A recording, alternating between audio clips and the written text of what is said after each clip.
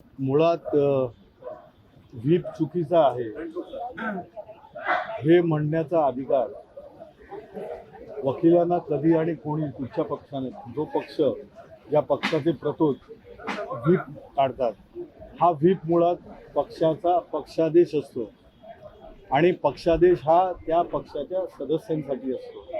त्याचं पालन करण्याचे निर्देश असतात, त्याच्यामध्ये विशिष्ट भूमिका बजावायची असते.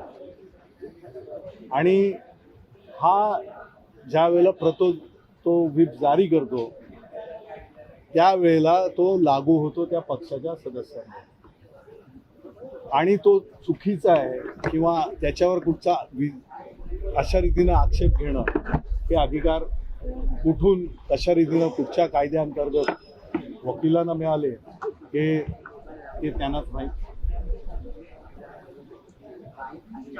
सुनील प्रभूंना जवळपास 40 ते 42 प्रश्न विचारण्यात आले. विचारले जात आहेत. व्हीपमध्ये फोर्जरी झाल्याचा आरोप केला गेला. याच्यावर व्हीप खोटा ठरवण्याचा प्रयत्न आहे.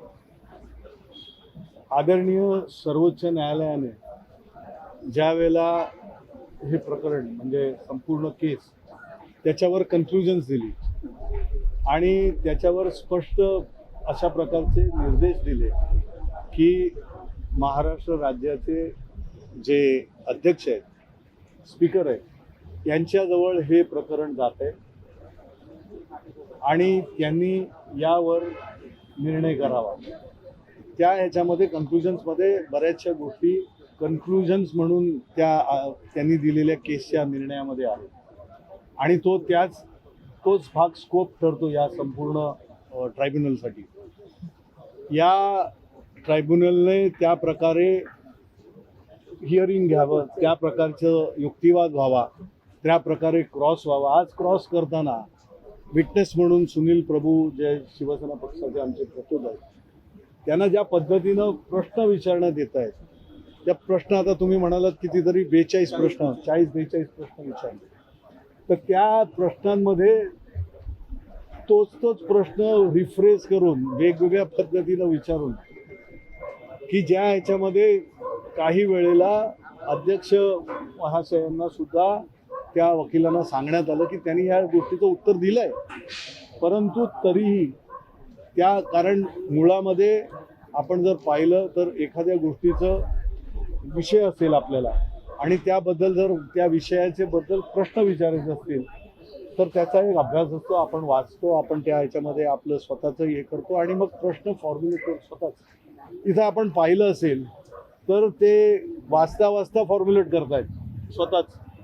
म्हणजे इथं एक वाचलं, दुसरा परिच्छेद वाचला, तिसरा परिच्छेद वाचला, अशा प्रकारचं जे होतं.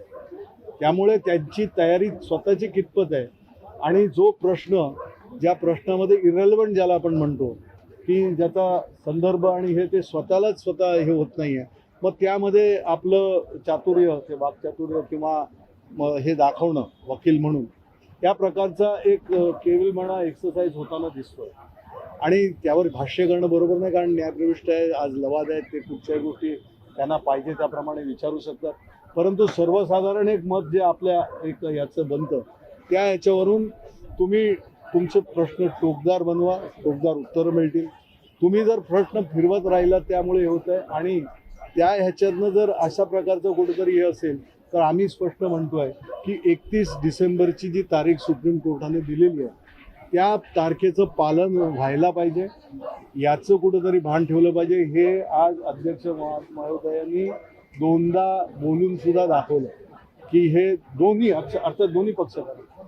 तर यामध्ये तुम्ही समोर क्रॉस करताना क्रॉसमध्ये कशा रीतीनं वेळ जर दिसतंय आणि त्या ह्याने तुम्ही जर एकच प्रश्न जर तुम्ही पाहिलं तर सिरीज ऑफ क्वेश्चन्स जर तेच वेगवेगळ्या पद्धतीनं मिळून आणि शेवटी त्याला उत्तरही याप्रमाणेच हो नाही, तुम्ही त्यांना विचारताय हे खरं आहे खोटं आहे आणि निगेटिव्ह म्हणजे बोलल्यानंतर ते बोलल्यामुळे हे खरं नाही आहे.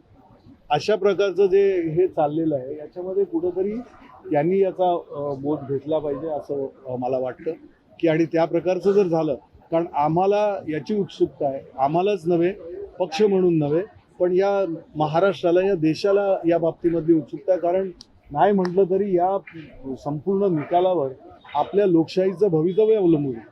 आणि त्यामुळे याचं हे लवकरात लवकर व्हावं. एक सक्षम लोकशाही या देशाला आहे आणि ते आपण राबवतो आहोत असं प्रत्येक सामान्य माणसाला वाटलं पाहिजे. ते होणं फार गरजेचं आणि ते महाराष्ट्रातनं होईल अशी आम्हाला अपेक्षा आहे. 20 जून 2022ला मध्यरात्री जे सुनील प्रभू प्रतोद यांनी जे पत्र काढलेलं आहे, व्हीप बजावलेला आहे, तो व्हीप आता कळीचा मुद्दा ठरतोय का? कारण ते व्हीप जो आहे ते अपात्र ठरवण्याचा समोरून प्रयत्न केला जातो. तो कळीचा मुद्दा म्हणजे जे पालन केलेलं नाही त्यामुळे तर तिथे ते 10th शेड्यूल जे 10वं हे म्हणतात ते नाही 10th शेड्यूल जे आहे त्याला सूची 10th तर 10th शेड्यूलचं जे काय उल्लंघन जे काय व्हायोलेशन झालेलं आहे त्यामध्ये 21A आणि 21B दोन भाग आहेत. 21A हा सभागृहाच्या बाहेरचा म्हणजे विधिमंडळाच्या बाहेर जे केलेलं कृत्य असेल, जे पक्षाने दिलेले आदेश असतील, पक्षाने जो व्हीप त्यांनी नाकारलेला आहे, ज्या ह्याच्यामध्ये त्यांना 2 मीटिंग्स बोलवलेल्या त्या ह्याला, तर नॅचरली ह्याचा व्हीप हा अधिकृत आहे. कारण सुनील प्रभू स्वतः तिथे डिपोज केलेलं आहे त्यांनी आणि त्या ह्याला त्यांनी केलेलं कृत्य न येणं, त्या ह्याला न हे करणं हे त्यानं केलेलं उल्लंघन आहे. त्यांनी voluntary it amounts to giving up the membership voluntary. त्यामुळे स्वतः आपलं सभासदत्व आपण सोडून दिलेलं पक्षाचं.